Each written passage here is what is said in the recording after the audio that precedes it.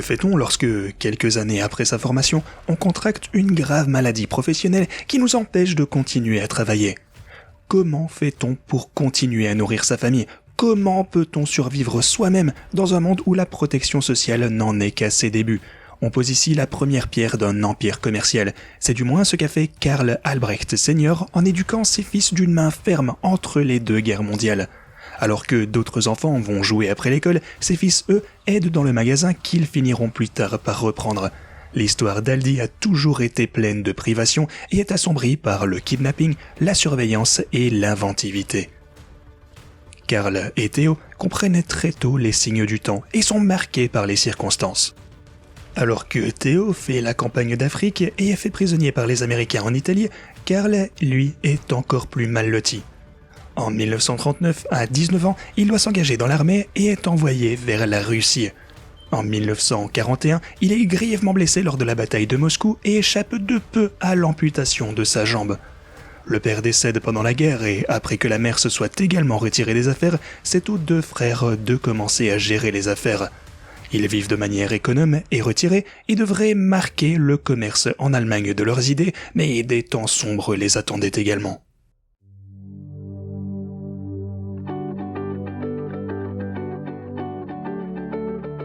L'entreprise a eu de nombreuses idées pour rendre le travail au quotidien plus efficace et faire d'Aldi l'entreprise qu'elle est aujourd'hui.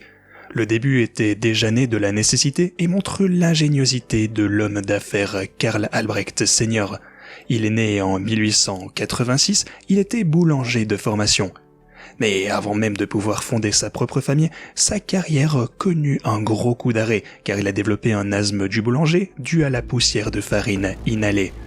L'asthme de boulanger est un asthme allergique et est considéré comme une maladie professionnelle chez les boulangers. Étant donné que Karl Albrecht Sr. ne pouvait pas échapper à la poussière de farine dans son métier, il a dû trouver une solution. Pour Karl Albrecht Sr., c'est un monde qui s'écroule car il ne pouvait même pas se nourrir lui-même sans travailler. Ses rêves de fonder une famille avec sa femme ou même de mener une vie normale sont en jeu à cause de cette maladie. En effet, s'il continue à travailler en tant que boulanger, il aura de plus en plus de mal à respirer, ce qui le conduira bien sûr à une mort prématurée. Mais sans formation, il ne peut que difficilement changer de métier à l'époque et il gagnerait beaucoup moins d'argent. Il lui fallait donc quelque chose sans pour autant renoncer à ses rêves de famille ou risquer sa propre vie, il avait besoin d'une solution. Ne voulant pas laisser son savoir et son expérience derrière lui, il décide finalement de se mettre à son compte en tant que marchand de pain au printemps 1913, tandis que sa femme, elle, Anna Albrecht, décide d'ouvrir son propre magasin sous le nom de son mari au 87 Haute-Strache à Essen-Schonenbeck. Les affaires des époux Albrecht marchaient bien, ils décidèrent finalement d'acheter l'immeuble d'habitation et de commerce situé là où ils avaient ouvert le magasin de tante Emma d'Anna Albrecht et d'y ouvrir au début 1919 le Kaufens für Lebensmittel Karl Albert. Ce premier magasin a existé dans ce quartier ouvrier densément peuplé et ce jusqu'à la fin de novembre 2020. Dans le nouveau grand magasin, le vin était mis en bouteille à la pression, le sucre et la farine étaient vendus en sac. Bien qu'il n'y ait pas de libre service, on pouvait déjà reconnaître l'idée de base des discounters. On renonçait déjà à un suremballage coûteux, ce qui permettait de proposer de nombreux aliments à un prix bien plus avantageux. La tendance des magasins sans emballage est d'ailleurs revenue au cours de ces quelques dernières années. Moins de déchets dus aux emballages et on peut aussi déterminer soi-même la quantité. Que pensez-vous de cette idée ? Faites-le nous savoir en commentaire. Perso, on adore. Karl Albrecht Sr. meurt finalement en 1943 et en 1945, ses fils Karl et Theo reprennent l'entreprise familiale. Dans l'après-guerre, une période nouvelle et difficile s'annonce pour les deux frères, et pas seulement à cause de la réforme monétaire. La population allemande devait en effet se concentrer sur les besoins de base et, avec la reconstruction, de nombreux moyens financiers étaient prévus pour d'autres choses. Karl et Theo l'ont également constaté et ont élaboré un nouveau concept pour leur magasin. Cette fois, un assortiment minimal pour les besoins alimentaires de base permettrait de maintenir les prix bas et poser la première pierre de leur succès. En 1954, la filiale de la Haute-Strasse devient le premier magasin à proposer le self-service que nous connaissons tous aujourd'hui, ce qui permet à l'entreprise d'économiser sur les salaires et de faire ainsi baisser le prix pour les consommateurs. Leur concept a eu du succès et en 1955, 7 ans seulement après ce changement, il y avait déjà 100 sites en Rhénanie du Nord-Westphalie et les frères étaient déjà millionnaires. Ils étaient à l'écoute de leurs clients et avaient un bon œil sur ce qui se passait en dehors de leurs magasins. D'autres magasins d'ailleurs comme EDK ou Rewe adaptèrent en partie leur libre service mais proposèrent davantage de marchandises sur une plus grande surface. Ceci a fini par conduire à une stagnation dans les années 60 de leurs magasins qui comptaient entre-temps plus de 300 unités. La nécessité a cependant rendu les frères Albrecht inventifs, tout comme leur père avant eux. Les frères ont essayé d'ouvrir des supermarchés, à l'instar de leurs concurrents. Ils ont ainsi créé jusque 30 supermarchés Albrecht portant l'ancien logo rouge que vous connaissez peut-être. Outre leur offre normale, on y trouvait un comptoir de viande, des fruits et légumes frais et un assortiment généralement de taille moyenne. Les tentatives de supermarché ont cependant échoué, car la concurrence disposait déjà de plus grandes surfaces et d'un assortiment plus large. Pour les frères, il était clair qu'ils devaient s'adapter à leur époque et trouver une solution non seulement pour eux-mêmes, mais également pour leurs clients. Après la guerre, les petits magasins dans les cités ouvrières étaient la voie à suivre, mais avec le temps, il n'y avait plus de pénurie et l'approvisionnement en denrées alimentaires était totalement assuré. Les frères ont mis en place une nouvelle forme de distribution en Europe, le discount, et ont adapté leur nom. Karl Albrecht Lebensmittel devint Aldi, Albrecht Discount. L'idée de base, c'était l'art de supprimer le superflu. Chez Aldi, il n'y avait donc pas de rayon frais pour la charcuterie, la viande ou les pâtisseries, et l'on se concentrait sur la vente de produits alimentaires de base qui pouvaient être vendus rapidement et surtout des denrées non périssables. Ceci a permis de renoncer à des meubles frigorifiques par exemple qui étaient coûteux dans le magasin en soi et consommaient moins d'énergie que les supermarchés avec leurs comptoirs à produits frais. Une autre idée qui devait permettre d'économiser du temps et de l'argent, c'était leur gestion des prix. Dans les supermarchés traditionnels et même dans les petits magasins, une étiquette de prix était collée sur chaque produit. Vous vous en doutez, cela demande beaucoup de temps aux employés afin de les étiqueter correctement. Chez Aldi, cependant, on avait un numéro PLU, c'est-à-dire un code d'identification. Les caissiers devaient donc l'apprendre par cœur pour chaque produit du magasin et il suffisait alors d'avoir l'étiquette de prix sur le rayon. Au début du concept de discount, et d'ailleurs encore aujourd'hui en partie, les marchandises n'étaient pas déballées et simplement soigneusement rangées sur des étagères, posées sur des palettes. L'art de l'omission d'Aldi s'étendait en fait à l'ensemble de leurs magasins. Il n'y avait pas d'aménagement ou même de décoration coûteuse dans le magasin, ce qui permettait toujours à Aldi de maintenir des prix bas et de bénéficier ainsi d'un énorme avantage en termes de coûts par rapport à la concurrence des supermarchés omniprésents. Les premiers magasins de ce type ont été ouverts en 1961 à Dortmund ainsi que Bochum, et le concept a été testé. Les frères ont comparé en permanence les chiffres de leur supermarché Albrecht habituel avec le modèle de discounter et ont constaté que le chiffre d'affaires par employé était presque de 10 fois plus élevé dans le discounter que dans leur supermarché. En outre, l'acceptation par les clients était très élevée également, raison pour laquelle les frères Albrecht ont appliqué le concept à l'échelle nationale quelques mois seulement après l'ouverture de leur premier magasin discount. Afin de réaliser l'expansion des discounters, Karl et Theo ont laissé leur concept travailler pour eux.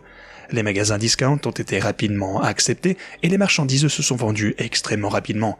Le client d'Aldi payait en espèces, mais les fournisseurs d'Aldi avaient un délai de paiement de 30 jours, ce qui permettait au groupe d'avoir des liquidités très importantes et de transformer les magasins existants sans avoir recours à des crédits à la banque. À tout ceci s'ajoutait également une nouvelle structure logistique avec cette fois un entrepôt central, de sorte que les magasins pouvaient être livrés rapidement et ce, à tout moment.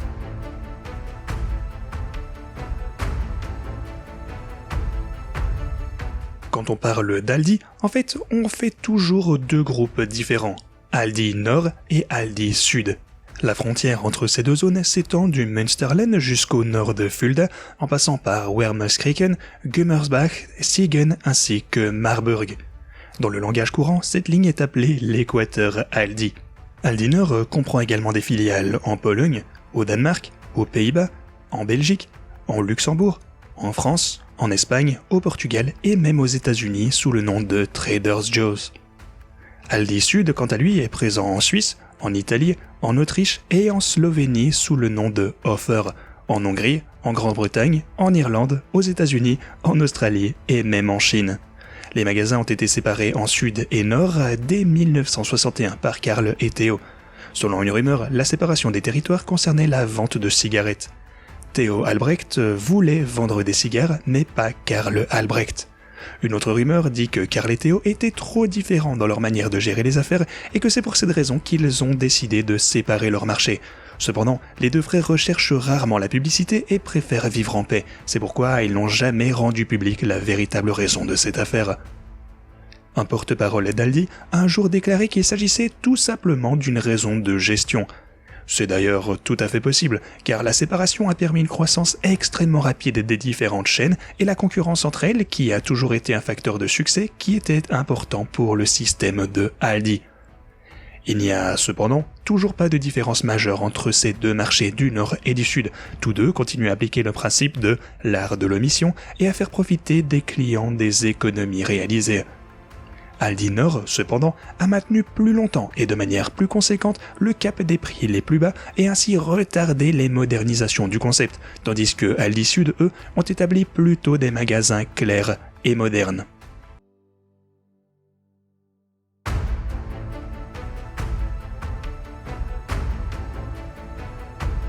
Les frères Karl et Theo ont, vous l'avez compris, connu un grand succès. Leurs magasins discount se sont répandus dans toute l'Allemagne et grâce à leurs prix avantageux, ils étaient très respectés dans tout le pays. Malgré cela, Karl et Theo vivaient très modestement. Ils se retiraient souvent de l'attention et se contentaient de poursuivre l'œuvre de leurs parents, ce qui leur valait un grand succès grâce à leur travail acharné. Malheureusement, comme toujours, le succès fait également des envieux. Karl et Theo ont été représentés en 1971 dans le livre « Les riches et les super riches » en Allemagne que l'avocat Heinz Joachim Hollenborg et le perceur de coffre-fort Paul Krohn ont eu entre les mains. Hollenborg avait de grosses dettes de jeu et devait rapidement obtenir beaucoup d'argent. Les deux hommes ont donc décidé de kidnapper Karl Albrecht qu'ils avaient donc découvert dans ce fameux livre. Alors qu'ils s'intéressent de plus en plus près à leur victime et qu'ils élaborent un plan, ils apprennent que son état de santé est fragile. Ils commencent donc à avoir des doutes, car il est tout à fait possible que l'excitation, la peur d'un enlèvement soit trop forte pour Karl Albrecht et que, mort, il ne soit bien sûr d'aucune utilité. Malgré tout, ils ne souhaitent pas changer leur idée et décident sans plus hésiter d'opter pour le frère cadet, Theo. Hollenborg et Krohn observent le siège du groupe à Herten et le 29 novembre 1971, ils tendent une embuscade à Theo Albrecht alors qu'il quitte son bureau. Mais ils n'étaient pas vraiment certains qu'il s'agisse vraiment du fameux multimillionnaire. Ils se sont rendus chez l'homme qu'ils pensaient être Theo Albrecht et ont exigé de voir sa carte d'identité pour être sûrs d'enlever la bonne personne. Car les Theo Albrecht fouillaient les médias et vivaient en général de manière très retirée et frugale. On ne voyait jamais qu'ils étaient les personnes les plus riches d'Allemagne, et comme ils donnaient rarement des interviews ou se laissaient même filmer ni photographier, il n'existait pratiquement aucune preuve qu'il s'agissait bien d'eux. Lorsque Hollenborg et Krohn ont finalement été certains d'avoir affaire à Theo Albrecht, ils ont décidé de l'enlever et ont demandé une rançon de 7 millions de marks. De nos jours, cela représenterait plus de 27 millions d'euros, et en 1971, il s'agissait de la plus grosse demande de rançon qui ait jamais été payée à l'époque. L'enlèvement a duré 17 jours et la rançon a été remise par l'évêque d'Essen, Franz Henkbas, qui avait été choisi parce que Karl et Theo étaient membres de son église catholique. Quelques jours après la remise, le 20 décembre 1971, Paul Krohn a été capturé et Heinz Joachim Hollenborg a également été capturé la même année, le 30 décembre cette fois. Tous deux ont finalement été condamnés en 1973 à 8 ans et demi de prison ferme. Environ la moitié de la rançon n'a cependant jamais été retrouvée. 8 ans après l'enlèvement, en 1979, Theo Albrecht est retourné devant les tribunaux au sujet de cet enlèvement. Il ne s'agissait pas d'Hollenborg ou de Krohn, mais de l'argent qui avait été versé. Theo Albrecht voulait obtenir du tribunal des finances de Münster que la somme de la rançon puisse être déclarée comme dépense d'exploitation. Le tribunal a toutefois déclaré que l'enlèvement était une affaire privée, de sorte que Theo Albrecht n'a pas pu déclarer que la rançon introuvable était une charge exceptionnelle de sa déclaration d'impôt sur le revenu. Comme nous venons de le voir, Karl Albrecht vivait déjà très retiré depuis les années 50, mais l'enlèvement a encore renforcé cette situation, on ne peut que le comprendre. Bien qu'il ait été l'une des personnes les plus riches d'Allemagne et plus tard du monde entier, il n'existe en fait que 3 photos de lui. Les médias l'ont en fait souvent confondu avec son frère Theo, qui vivait pourtant lui aussi très retiré. Ce comportement des frères et des familles alla même si loin qu'à la mort de Karl Albrecht, elle a été rendue publique que 5 jours plus tard lors de son enterrement.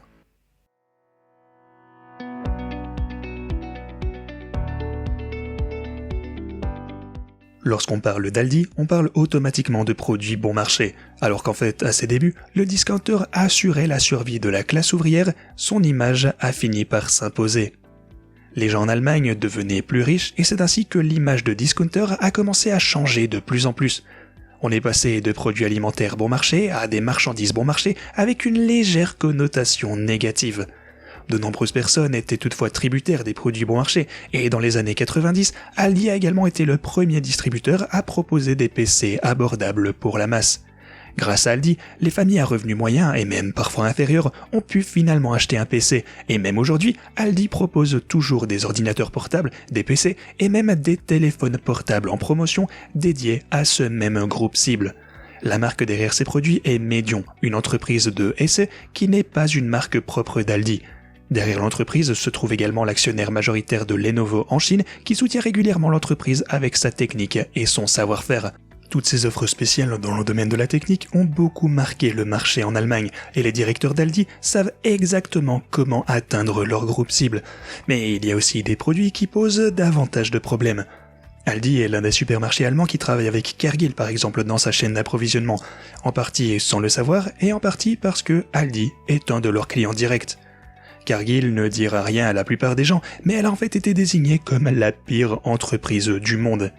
Cargill vend entre autres des aliments pour animaux, des graines de soja, du cacao, des huiles, des graines et de la viande. Pour cela, l'entreprise fait régulièrement abattre des forêts tropicales qui sont protégées.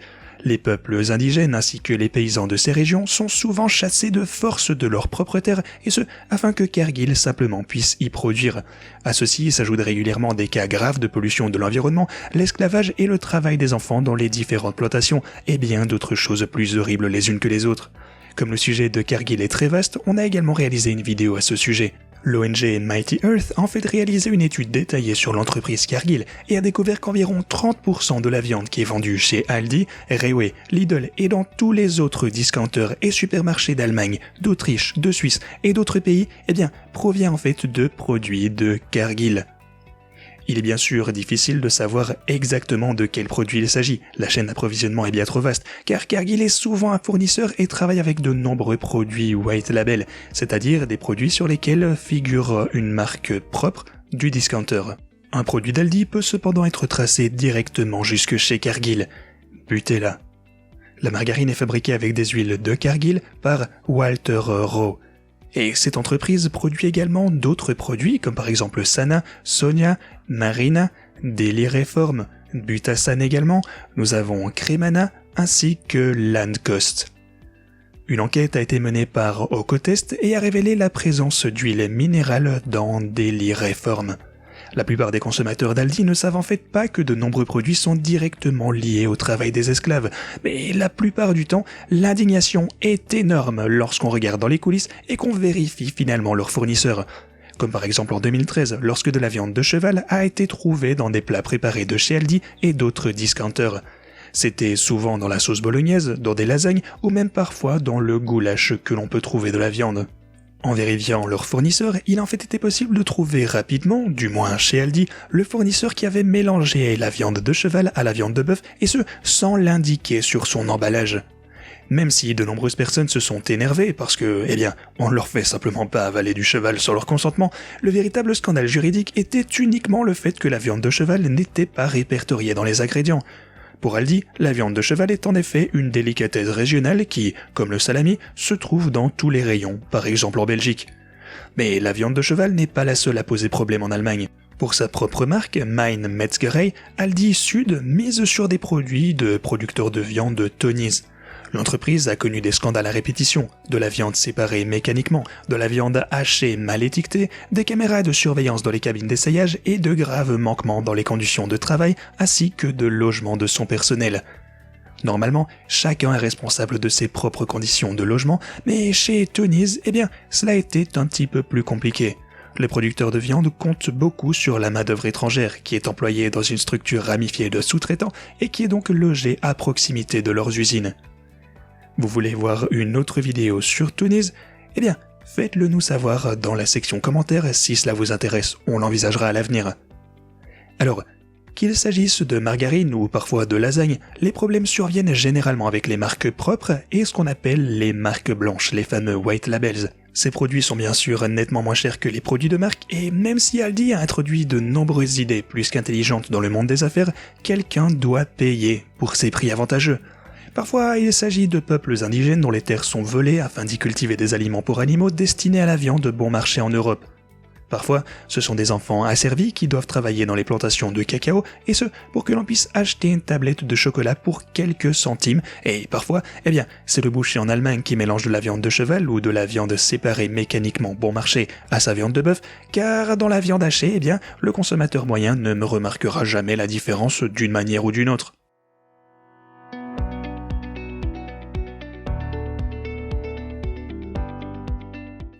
Aldi accorde une grande importance à la proximité avec ses clients, mais également avec ses employés. C'est pourquoi le discounter garde toujours un œil sur les personnes qui l'entourent. Tout le monde connaît les caméras de surveillance dans les magasins. Les vols à l'étalage peuvent être prévenus et rapidement contrôlés, et on s'est donc rapidement habitué aux demi-sphères réfléchissantes que l'on peut voir au plafond. Mais Aldi utilise également les caméras pour surveiller ses propres employés. Des caméras cachées ont été installées au-dessus des casiers dans les vestiaires et le quai de chargement a également été surveillé par des caméras cachées une fois encore. Dans une interview accordée à Stern Deutschland, le porte-parole d'Aldi Sud a confirmé l'existence de caméras cachées sur le quai de chargement.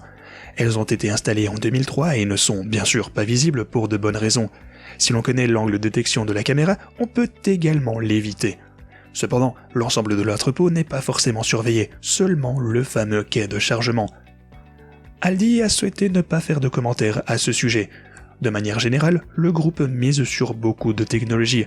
Selon un ancien employé de la filiale, les caméras dans la zone de caisse ont une très bonne fonction de zoom, de sorte que l'on peut très bien vérifier chaque billet de banque. En outre, Aldi fait également appel à des détectives de magasins, non seulement pour éviter les vols de la part de ses clients, mais aussi pour surveiller ses employés. Un ancien détective a expliqué au Spiegel que quelques missions lui avaient été confiées par le siège de l'entreprise. Outre les tâches habituelles de détective de magasin, il recevait toujours d'autres missions de surveillance. Il devait par exemple transmettre toutes les anomalies des employés, c'est-à-dire s'ils travaillaient lentement ou s'ils avaient des relations entre eux et quelle était la situation financière de leurs employés. Lorsque le détective a décidé de refuser cette mission, il a été menacé de perdre toutes les autres missions qui devaient lui être confiées par l'entreprise. Mais chez Aldi, l'intérêt ne s'arrête pas qu'aux employés. On veut également être proche des clients. Cela passe par l'application d'Aldi dans laquelle on peut trouver des offres, des magasins à proximité et également des recettes pour le dîner avec les produits d'Aldi. Pour ceci, Aldi demande seulement de partager votre localisation, le profil téléphonique personnel, les données d'utilisation du téléphone portable, le diagnostic et l'historique de vos recherches. En combinaison avec la liste de courses que l'on peut établir, Aldi obtient également un aperçu de profil d'acheteur précis et peut donc y créer des offres spéciales pour la région dans laquelle vous vous trouvez ou même un marché total. Aux Pays-Bas, le concept d'application Aldi va encore plus loin. À Utrecht, il y a un magasin sans caisse. Il suffit d'utiliser l'application pour entrer et payer. Aldi obtient ainsi des informations financières et de contacts supplémentaires, ce qui lui permet d'être encore plus proche de ses clients. En Allemagne, on se rapproche de ses clients d'une autre manière. Dans la filiale de Heidelberg, le système Better Park est désormais utilisé sur le parking d'Aldi Sud. Les caméras cachées scannent la plaque d'immatriculation de votre voiture lorsque vous entrez dans le parking et lorsque vous ressortez. Si la durée de stationnement est supérieure à 3 heures, le propriétaire du véhicule reçoit un courrier avec une amende privée de 30 €. Les récidivistes s'exposent également à une mise en fourrière, ce qui entraînera bien entendu des frais supplémentaires. Aussi scandaleux que cela puisse paraître, ces amendes sont également juridiquement valables, car le parking est une propriété privée de l'entreprise, et tant qu'un panneau indique les conditions de stationnement, l'automobiliste les accepte tacitement. Selon la porte-parole d'Aldi, tout ceci est réalisé par un prestataire de services externe. Selon la loi fédérale sur la protection des données, la protection des employés est ici prioritaire. On ne sait toutefois pas ce qu'il advient des enregistrements des plaques d'immatriculation, des visages ainsi que des autres données qui sont enregistrées. Les caméras cachées ne sont pas seulement reliées par un câble, mais aussi par radio ou par WLAN. On ne peut d'ailleurs pas savoir si et comment elles sont sécurisées, et il est donc tout à fait possible qu'Aldi ou le prestataire de services externe se rende coupable d'un délit, car il faut également respecter différentes lois bien précises comme le droit à l'image, le droit fondamental du libre développement de la personnalité et le droit à l'autodétermination en matière informationnelle. Les données ainsi que les preuves doivent également être enregistrées si Aldi souhaite faire remorquer les récidivistes. L'adresse du propriétaire du véhicule est également connue grâce à une éventuelle contravention qui sera envoyée par la poste, ce qui permettrait donc théoriquement au groupe de créer des profils de déplacement de ses clients, car vous vous en souvenez, le nom et le comportement d'achat sont déjà connus grâce à l'application Aldi. Le discounter le communique d'ailleurs assez ouvertement sur son site internet. On peut y lire « Une cause fréquente des parkings Aldi bondés est le stationnement de longue durée et de tiers qui utilisent les places gratuites au détriment de nos propres clients. C'est pourquoi Aldi Nord introduit de plus en plus, dans les magasins particulièrement concernés, un système convivial de surveillance des places de stationnement, une alternative confortable aux disques de stationnement classiques, vite oubliés au quotidien. » Ici, visiblement, on est averti de la durée de stationnement de 60 à 120 minutes et également d'une théorique amende contractuelle. Mais on souligne aussi directement, Aldi Nord ne gagne d'ailleurs pas d'argent avec la surveillance des places de stationnement et ne participe pas non plus proportionnellement aux amendes contractuelles.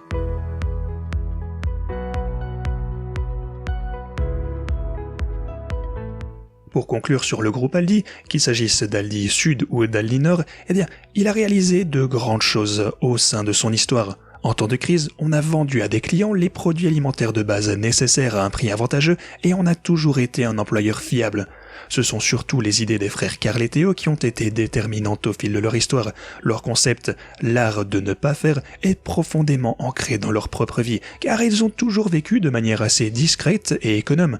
Au fil des décennies, le modèle commercial a d'ailleurs été affiné et s'est toujours adapté aux souhaits et aux besoins de leurs clients. Cependant, l'entreprise fait régulièrement la une des journaux en raison de pratiques commerciales parfois douteuses, comme, on vient de le voir, la surveillance des employés et de ses clients. Cela peut avoir pour origine l'enlèvement de Theo Albrecht peut-être, de sorte que l'on veut toujours avoir une longueur d'avance et savoir exactement ce qui se déroule au sein des magasins. En ce qui concerne les choix des fournisseurs, Aldi devrait toutefois faire preuve d'un plus grand souci du détail. Des fournisseurs comme Cargill, Nestlé ou encore Tony's sont des standards dans les rayons du discounter, mais, vous l'avez entendu, ils font régulièrement l'objet de scandales. Il ne s'agit d'ailleurs pas seulement de conditions de travail chez les fournisseurs, mais aussi de la qualité de leurs aliments. Chez Tony's et Cargill en particulier, des contaminations se sont souvent produites, on en entend régulièrement parler, rendant des personnes malades ou décédées des suites de contamination. Aldi n'est certes pas responsable de cette situation, mais il est possible de l'influencer fortement en choisissant bien sûr plus soigneusement ses fournisseurs et partenaires. Alors, où préférez-vous faire vos courses? Faites-le nous savoir en commentaire. Si vous voulez en savoir plus sur les coulisses des entreprises du monde entier, n'hésitez pas à vous abonner et à partager cette vidéo avec vos amis afin que personne n'ait sa voiture remorquée depuis un parking Aldi.